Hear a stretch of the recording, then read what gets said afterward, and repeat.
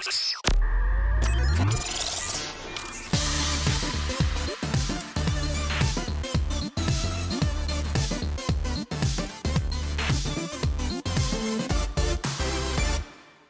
Matt Parker. I'm Steve Mould. I'm Helen Arney, and this is another podcast of Unnecessary Detail. If you're unfamiliar with it, it's unnecessary detail in podcast form. The unifying theme for this episode is stick. Yes, I'm going to be trying to tie a knot using sticks. I will be finding out why certain things get stuck in my daughter's head. And I will be getting stuck repeatedly. Yep, without any help from us. So I had this advert that I remember as a kid back in the 80s for Fairy Liquid. And it was like, we're going to compare this Fairy Liquid to the best rival brand. And look how many more dishes you can clean with a bottle of Fairy Liquid. Is Fairy Liquid getting this dish clean versus the rival brand? Press your finger into the dish and pull it down on the plate, and it creates this squeaky sound. If you're listening in America, Ajax ran similar adverts where they focused on the squeakiness of the dish. Yeah, I hated those adverts because I really hate that squeaky noise. I'd have to leave the room and switch off because it was like nails down a blackboard. It's funny you should say nails down a blackboard because I think it's a similar thing going on. But for me, the story is interesting of how this particular thing makes this particular sound. But first, we need to talk about where does sound come from anyway. Helen, you're a sound person, so you know this, but it's caused by things that vibrate, right? Yeah, that's basically it. So, it has to vibrate fast enough, right? So like anything that vibrates more than, say, 20 times a second, that's something that we can hear. It's very, very low pitch. We can hear up to something that vibrates 20,000 times a second, thereabouts, and that's something that's really high pitched. And you've got all these different pitches in between. So, for example, if you pluck a guitar string, that causes the guitar string to move backwards and forwards. And that backwards and forwards motion of the string pushes against the air that's in front of it. So you get these pressure waves traveling through the air. They spread outwards from the string. It's a bit more complicated than that because it's amplified by the body of the guitar, but let's just imagine the string for now. This pressure wave is emanating from the string. It reaches your ears and your ears detect that as sound. But it turns out, actually, if you want to understand how a squeaky clean plate or scraping nails down a blackboard works, a guitar isn't that instructive. Actually, the more instructive instrument would be a violin. The reason it makes more sense to look at violins instead of guitars is because violins work through friction. So friction is the force that stops you from sliding two objects together. But importantly, there are two different types of friction. There's static friction. That's the force you feel before anything's moved. So you press two objects together, you try and slide them against each other, and you can't. They won't move. And it's static friction that's stopping you from moving those two objects together. Once you get them moving, it's now kinetic friction. So when they're moving, it's kinetic friction. When they're not moving, it's static friction. The key thing is kinetic friction is lower than static friction. So the way a violin works, and Helen, you're not going to like my simplification because you're a musical person and I'm all about the physics at this point, but you rest the bow on the string and then you start to drag the bow across the string. But let's look at this in minute detail. So when you first start to drag the bow across, the string is actually stuck to the bow with static friction. So the bow is actually pulling the string away from equilibrium. And as the string moves further and further away from equilibrium, the force that's trying to restore the string back to equilibrium is getting greater and greater and greater. And eventually, that restoring force is going to overcome static friction. The string is going to become unstuck from the bow.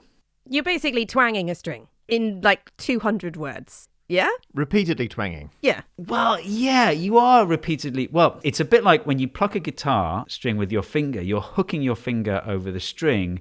But with a violin bow, it's static friction that's doing the plucking. That makes sense, right? Doesn't it? High-speed multi-plucks, yeah.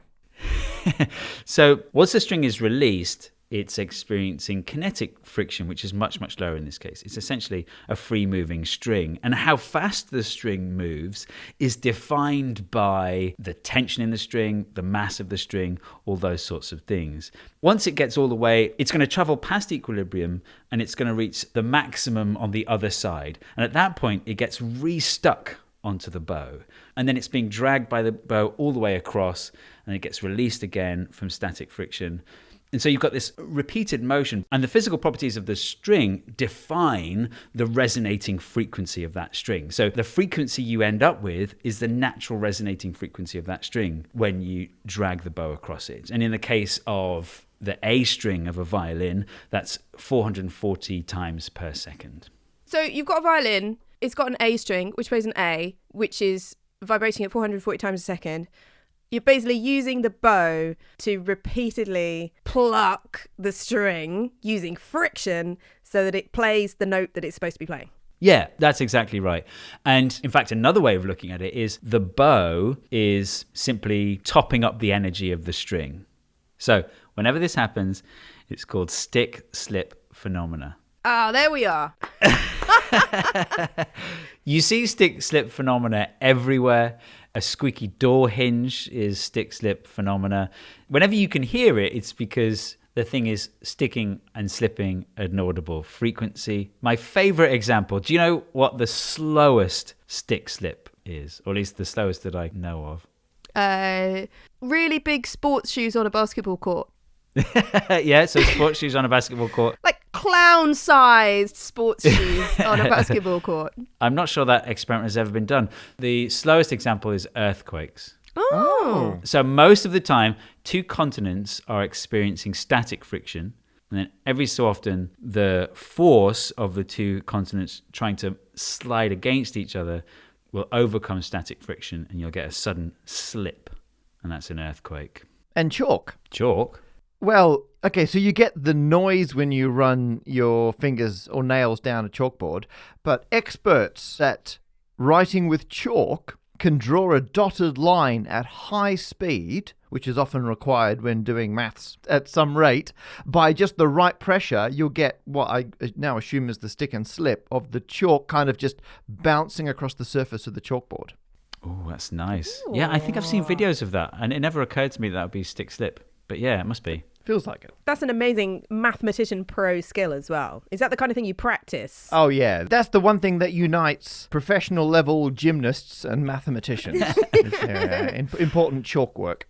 So the amazing thing is, when you draw your finger down a clean plate, it's the skin on your finger that's vibrating backwards and forwards. Not the plate. What? Not the plate, no. Like if you ping a plate, you'll get a note, but it won't be the same note as when you drag your finger across the plate. Is that why you can get different notes out of it? You can go... Yeah, you're hearing the resonating frequency of your finger skin. But in the same way as if you play a violin badly, you can get the higher harmonics. You can get different notes by drawing your finger down a plate by getting the different harmonics of your finger skin. So you're saying, do not try and vibrate the plate. That's impossible. Instead, only try to realize the truth. There is no plate. Then you'll see that it is not the plate that vibrates. It is only your finger. Yes. I've got it. Excellent. Great. Thanks for that, Matt. That's really cleared it up for me. But so those adverts are somewhat fraudulent in the sense that you can always get a plate to squeak so long as the plate is clean and your finger is clean. So you have to wash your hands in quite stringent soap to get rid of any of your natural oils, because those natural oils that you produce with your skin reduce static friction until it's basically equal to kinetic friction, and that removes the stick-slip phenomena entirely. So really, that is not an advert for fairy liquid, that's an advert for hand soap. Yeah, exactly. What's interesting in these strange times of COVID-19 where we're all washing our hands like crazy, you actually want quite a mild soap. So I often wash my hands with dish soap because it's the only soap that's there by the sink. And that's actually really bad for your hands because it's very strong soap and it will just tear away all of your natural oils. Whereas hand soaps are often designed in a way to leave some of your natural oils behind. Those Fairy Liquid adverts were advertising that they were very mild, they were very gentle on your hands. Hands that do dishes are as soft as your face. You may remember that tagline. Ah. But actually, soap that treats your hands in that way is less likely to lead to a squeaky clean effect because you've still got oils on your hands. And on your plates, I assume. Yeah. Ooh. Yeah, exactly. Stop rubbing your hands on your plates, you know? That's disgusting. As a nerdy interest podcast, we of course do not stand alone. There are loads of great podcasts out there. I would say a whole pantheon of pods, and some of them have been very helpful when we've been starting up this new podcast and getting the nerd out there so people know about us. Huge thanks to the Cosmic Shambles Network. They do podcasts as well as YouTube videos and online blog posts. It's headed up by Robin Ince and a collection of all their kind of sciencey friends. It was actually through Cosmic Shambles that my wife Lucy and I recently went to the Kennedy Space Center in Florida to do some videos with Chris Hadfield. So do check out the Cosmic Shambles network. There's also BBC Science Focus. Several of our friends have been involved over the years and they've kindly had us on their podcast. Do check out BBC Science Focus. And finally, potentially the greatest podcast ever, A Problem Squared, which is my other side podcast. I do that with my friend and fantastic comedian Beck Hill. So if you run out of all of the podcast of Unnecessary Detail Season 1, we put out a new episode of A Problem Squared every month where we try to solve people's problems. So please do give it a listen. It's really good fun. If you're enjoying this, you're going to love it as well. And if you've got a problem, send it in and we'll get right onto it. So Steve went all the way around the houses before he got to his stick. Please tell me, Matt, you have a more straightforward stick for us. Well, I'm going to talk about stick knots. That sounds promising. Thank you. Stick is right there in the title before we even start. And, well, here's the problem. So it's a matter of public record. I'm a big fan of knots, or at least the mathematical theory of knots. It's beautiful. He's got a rope. I brought a lot of rope and, later on, some straws. However, when people talk about knots, they tend to mean one of two things. You can either tie two ends of rope together. You've also got where people are like, there's a knot in this rope, partway down the rope and pulled it tight. So people are like, this rope is now knotted.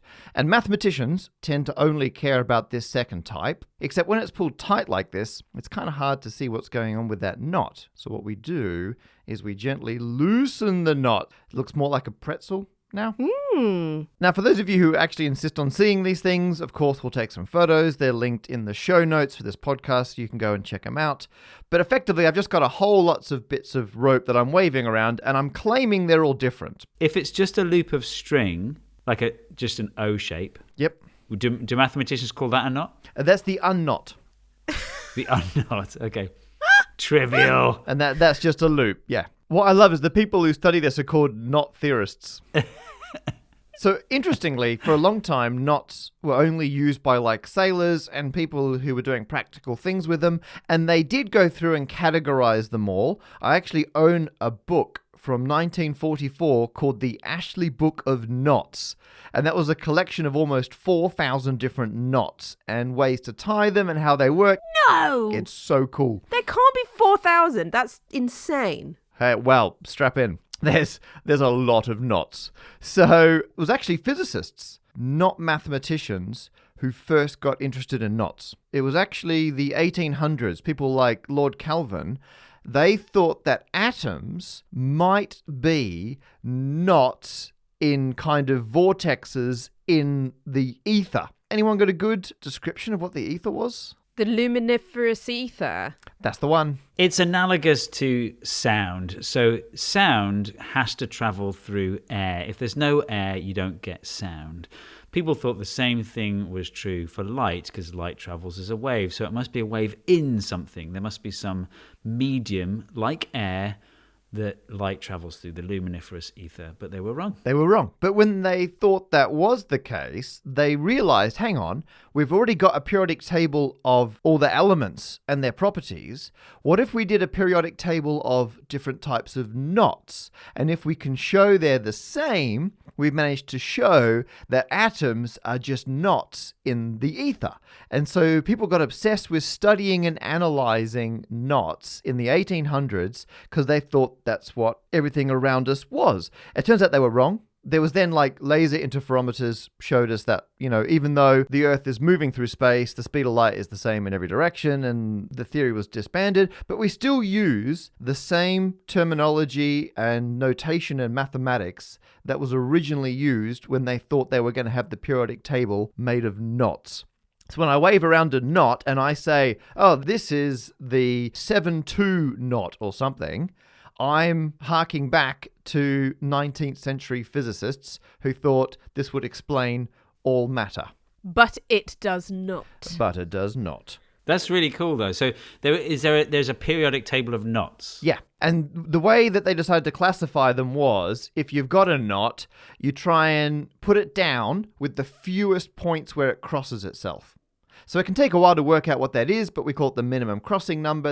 You arrange your knot, and you're like, okay, there's no way you can put this knot down with fewer than 4 crossings, or something like that. And then they went through and did this massive table. So there's only one knot that has a minimum crossing number of 3. There's only 1 at 4, 2 at 5, 3 at 6, and then you get more and more very, very quickly. By the time you get up to a minimum crossing number of 9 crossings, there are 49 distinct knots. And if you were to list out all of them up to 16 crossings or fewer, there are over 1.7 million possible knots. So there's just an insane number of them. So the 4,000 in your book is massively underpowering the number of possible knots. They missed loads. Wow. And I guess they were looking at practical ones. And since then, in the 90s, they did slightly update that book with new knots or ones they realized were duplicates. It was actually the same knot, but with different names and different ways of tying it. So occasionally they update that, but that's still like the practical end of knots. Mathematicians, however, were like, how far can we abstract this? Or how far can we change our starting assumptions? So in mathematics, you'd start with one set of assumptions, like we're going to have a rope, we're going to join the ends together, we're going to investigate the ways that can be tangled. And then you're like, well, what if instead of a rope, what if these were all sticks? Honestly, Matt, I think you took longer to get to sticks than I did. Anyway, go on. The important thing was I said it at the beginning and then moved on. So I've made a stick knot. I've made it out of straws. Whoa! Thank you. I've got 6 straws. So 6 is the fewest number of straws that you can arrange in a knot. So there's no way I can untangle this back out into a loop, but yet you don't have to bend the straws to make the knot in the first place. So 6 is the smallest stick number. Okay, I'm going to try and describe it. It looks like 2 coat hangers copulating. Okay, maybe. Or it's sort of like a very straight-edged version of the Boy Scout Girl Guide trefoil. Well, it is a trefoil. Oh! So full marks to Arnie. There you go. Nice. Yeah. So this is a trefoil, which is the most simple knot. It's got a minimum crossing number of 3. And this is the most simple stick knot. It requires 6 sticks to make one of these. To be clear, you're not allowed to flex the sticks at all. The sticks have to be straight. You are not allowed to flex the sticks. So I have used straws, which are a bit bendy, but you could make this out of like welded straight metal sticks and you would get this knot. Well, this is the only knot you can get with 6. If you had 7 sticks at your disposal, so if I add one more straw, there's still only one possible knot I could do, but it's different to this one, which would be nice. If I had 8 sticks, then suddenly there are 5 different knots I can make. And actually with 8 sticks, you can make all the knots which had a minimum crossing number of 5 or 6.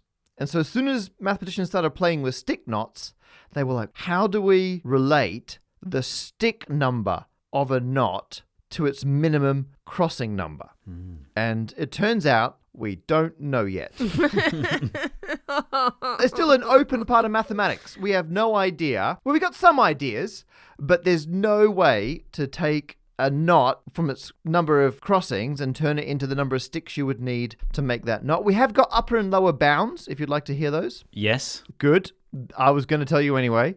So the number of sticks you need is definitely less than 1.5 times one more than the crossing number of the knot. And it's definitely more than half of 7 plus the square root of 8 times the crossing number plus 1. That's ridiculous. It's great, isn't it? It's ridiculous. And what I love is that ridiculous a half of a thing plus a big square root. If anyone recognizes that or sounds vaguely familiar, it's from the quadratic formula for solving a quadratic. Oh, minus b plus or minus the square root of a squared plus b squared. That's the one. Yeah. And it's a bit like thinking, well, each of the sticks can't cross the ones next to them, so that's the number of sticks minus 3, and each of those can cross the number minus 4, and you multiply them together to get the total number of crossings, and you end up with a quadratic, and then when you solve that, that's where you get the lower bound. And a lot of this was only discovered within the last 10 years. So this is still, all of knot theory is still an open area of research, but stick knots particularly, there's a lot we don't know about them. I'm all for blue skies research. A lot of discoveries are made before an application is known. That's great to hear, Steve. And I assume it means there'll be no further questions. Well, there's a big but coming, I just can't see how this could possibly be applicable anywhere. Thanks a lot. Except possibly in crafting with my toddler. Yes. Well, I'm sorry, honey. We've only got 6 sticks. There's Yeah. only one possible way we could put these together. Bend the damn stick. I'd been keeping these multicolored straws for ages. And I was like, yes, I can use them to make stick knots. So there you go. So there are some practical applications. So in terms of when you would actually have something that's knotted but is made of sticks, if you've got long chain polymers or molecules, they are effectively made up of rigid links that can then hinge at the joins. I'm not a chemist, but go with me. And some of these long chain molecules can form loops. And if they're knotted loops or tangled loops, it changes the chemical properties. And so a chemical that's in a tangled closed loop is a stick knot. However, the only one we've ever observed happening was only a trefoil, which is the most boring knot. That's not the unknot. And it had loads of molecules to spare. By my count, just looking at the molecule, I reckon it had about 18 sticks worth. So that's like 3 times as many. So it's not actually used yet, but hypothetically, in the future, potentially, it might be useful. And finally, I did use a stick knot in my everyday life, a practical application. Or rather, my friend Sabetta did. Yeah, well, no one can describe your life as normal, Matt. So this had better be a good application. Yeah, that burn was both swift and accurate. So for a long time, I wanted to work out if on the tube, so the underground subway in London, if there's a path you can follow which will be a closed knot as you go around, because the tube lines go above and below each other. And when I was working it out with some mathematician friends of mine, Sabetta, she realized that a lot of the tube lines are in different layers, because when they were divvying up the contracts originally, they're like, okay, you do the Northern Line, you get this depth.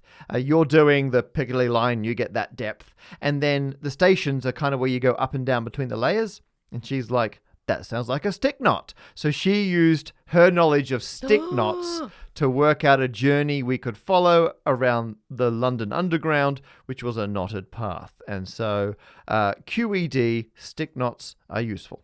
Thank you very much. I take your snickering as agreement. We're really grateful to Brilliant.org for their continued support of this podcast.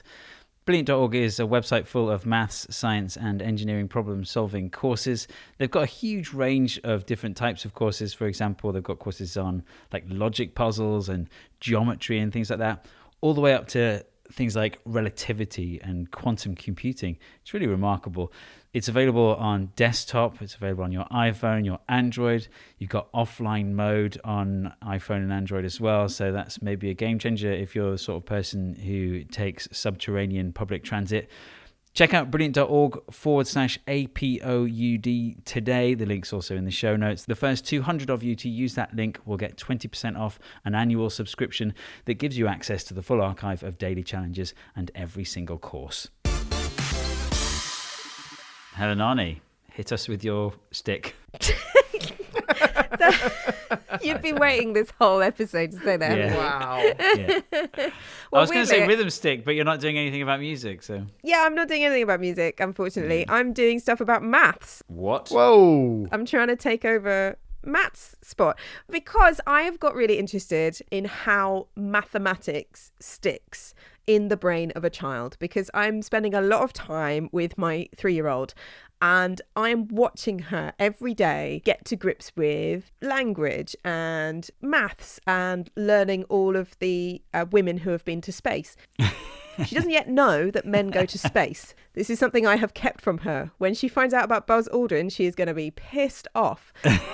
For the moment, she thinks Sally Ride and Valentina Terrakova are the bomb. But it's really interesting to spend time with her and watch her learning and developing. And the thing that I have seen her do recently is learn maths. And it's absolutely mind-blowing for me, because I can't remember learning maths. Like, Steve, can you remember what it was like to first understand numbers? No. It happens before you consciously know that you don't know things, right? Yeah. I mean, I feel like that's my life every day. Every day you're like, I'm discovering so much. Some more maths now makes sense. But you're right. I cannot say the first time that happened. I remember learning long division. I mean, that's a special moment in everyone's development. Yeah, but I don't remember learning how to count or anything like that. So it's really fascinating to see it from the outside. And when Matilda sees 3 of something on the floor, she says triangle, right? And first time she did this, I thought, this That's is good. incredible. Nice. She understands numbers, because this was like a year and a half ago and she started pointing at things and saying triangle. And she seems to be able to do something I wasn't expecting her to do at 3, which is she sees 4 or 5 of something and she immediately can say 4. There's 4 of those, mummy, or there's 5 of those, which I find quite weird, because I still expect her to go like a 1, a 2, a 3, a 4, a 5, and to have to count them up. But she doesn't. She could just look. Yeah. Does like the Terminator scanning. 5. Yeah. I wanted to know at what point humans start doing this, because it means now she started to use maths against me. Like at bedtime, we play like a couple of Disney songs or something, and she says, can I have 3 Disney songs? And I say, sure, you can have 3 Disney songs while we're getting our pajamas on. And then she says, can I have 3 Disney songs plus 2 Disney songs? And I'm like, well, how many Disney songs is that? She says 5. I'm like, that's great. You're trying to take the number I've said yes to, just add a couple more as if I'll not notice. And she knows that it's a total that is bigger than the first one. I'm like, this is mad. She's doing maths. I don't want to choose a favourite Festival of the Spoken Nerd offspring, but one of them is Weaponized Edition. So I think Maddie's like top of the leaderboard now. It's fair enough. So being able to look at a number of items and immediately say how many things it is has a name. It's called subitizing. Subitizing. Yeah. Can you spell that? SUBITISING. Right, so I thought I would try this out on you, Matt and Steve. I'm now going to hold up some pieces of paper that have a number of dots on them. Oh boy. Okay. God, pressure's on. Flipping heck. You tell me exactly how many dots there are instantly. Go. 6. Okay. I feel like Matt was faster, but it might be my bias. I don't know. Yeah. All right. I'll hold this one a bit further back. How many dots on this page? 10. 9. It's 10. See, that was harder, right? That was harder. Yeah. Did anyone else do 442, or was that just me? Oh, that's interesting. What, you mentally split them, Matt? Yes, I grouped the 4 on the right, and then the 4 on the top left, and then 4, 4, and then 2 at the bottom. So you've got a technique. This is what's really interesting, because you subitized into 2 4s and a 2. Yeah. So most adults can subitize 6 or 7 as a maximum. Beyond that, like I tested you with just then, you got 6 straight away, but 10, you had to subdivide it or count them. I struggle with 6. I split it into 2 3s, actually. Oh, really? So Oh. even 6 is hard for me. See, this is very interesting because I know that you have been diagnosed with dyslexia, Steve. So maybe Yeah. that has something to do with how you visualize numbers. Could be. I don't know. Matt, did you subdivide them or did you just go bam, 6? No, I saw 2 3s. So 6 is definitely the limit, isn't it? I feel like if I saw 5, that would be, I could just supertize that. 5 would be instant. Yeah. I wonder if it depends how they're drawn on the paper. Because the way you drew it, to me, it looks a lot like 2 columns of 3. I didn't do it intentionally. I did it randomly. The thing is, this is exactly the kind of test that developmental psychologists have done on small children to find out about when they learn about numbers. And it has come up with some really interesting results, which is the unnecessary detail that I wanted to go into about how children get to grips with numbers. So developmental psychologists have known already for about 30 years that children are born with a sense of number already. So they've measured the focus time of babies looking at pictures of dots, just like I made you do there. Basically, you've done what a small child could do. Congratulations. Thank you very much. Achieved. And when they change the number of dots, the focus time changes for the infant, which means it's something novel and it's something new and they're working it out. So that's how they measure the attention of an infant. Do they focus on something for longer? And if it's novel and they focus on something for longer, it means they're kind of processing, they're working out, yes, I can tell the difference between that having more dots than listening. And what I find so interesting is there have been more recent studies that shows that being able to count 1, 2, 3, 4, 5, that is not the best indicator of future mathematical ability. So the fact that Matilda can count is irrelevant. The fact that she can see a number of things and say, that's whatever, 3 things, is much more interesting. So the supertizing's more important than the counting. Yes, because a lot of parents are like, oh my gosh, my child can count to goodness knows how many. That's absolutely fine, but that's basically a nursery rhyme. It's just rote learning. Yeah, it's rote learning. It's fun and it's good language development. It's all good stuff. But at the point where it actually means something, that's where it gets interesting. Developmental psychologists have known for 30 years that children are born with a sense of number because they've tested babies inside the womb. What? Wow. So I can say I've been doing math since before I was born. 100%. Yeah, That's great. absolutely. Yeah. It seems like there are 2 different cognitive systems going on inside your brain, one that deals with small numbers and one that deals with big numbers. And the one that deals with small numbers counting is not as relevant as the one that deals with big numbers when you're talking about future mathematical ability as an adult. And this I found so interesting. And a developmental psychologist called Jo van Herwegen has studied kids with neurodevelopmental disorders. And this is how they know that there are 2 different cognitive systems for different sizes of numbers, right? So she studied 2 different groups of kids with different developmental disorders. One group of kids was really good at small numbers when they were infants, really good at the 1s and the 2s and the 3s. And the other group was much better at distinguishing between big numbers, like, is this number of dots bigger than this number of dots? But they were not so good at telling the difference between 1, 2 and 3. So there's 2 different developmental disorders that have caused 2 different mathematical abilities in early infancy. And then they also looked at adults with the same developmental disorders and discovered that the ones who were really bad at small numbers, but really good at comparative sizes of bigger numbers, are the ones who had much better mathematical ability in adulthood. And we're talking about things like being able to do mathematical processes and add up things in a shop. Whereas the children who were better at low numbers but absolutely had no clue about the bigger numbers, that didn't help their later mathematical ability. They were still very poor at mathematics when they grew up. That's interesting because professional mathematicians are famously bad at arithmetic. Yes. Because mathematicians who are good at arithmetic, they're traditionally called accountants. Yeah. The practical end of the mathematical scale. Yeah. That's enough sticky details for one episode. And if one thing is going to stick with you, it should be that our podcast sponsor was Brilliant.org. And we appreciate you listening.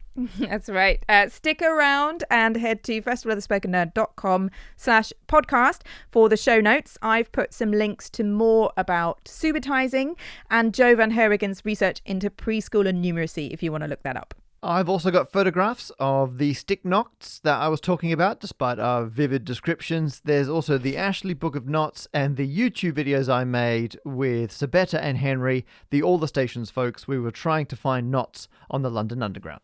And that advert, the Fairy Liquid one with Annette Ewan, we've got a link to that as well. Yes, we have more links than you can shake a stick at. Or indeed, then you can subitize. It's true. In the meantime, please subscribe on your podcast app to get new episodes as soon as they come out. And if you want to get in touch about anything to do with the podcast, you can find us on social media, for example, at FOTSN on Twitter or Festival of the Spoken Nerd on Facebook and Instagram. And we're all available on social media individually as well. Just put our names into your browser, to be honest. If you want to email us, the address is podcast@festivalofthespokennerd.com. We'll see you next time. Bye. A podcast of Unnecessary Detail is made by Festival of the Spoken Nerd. That's Helen Arney, Steve Mould and Matt Parker. With music by Howard Carter, designed by Adam Robinson, and our brilliant producer is John Harvey. Thanks for listening.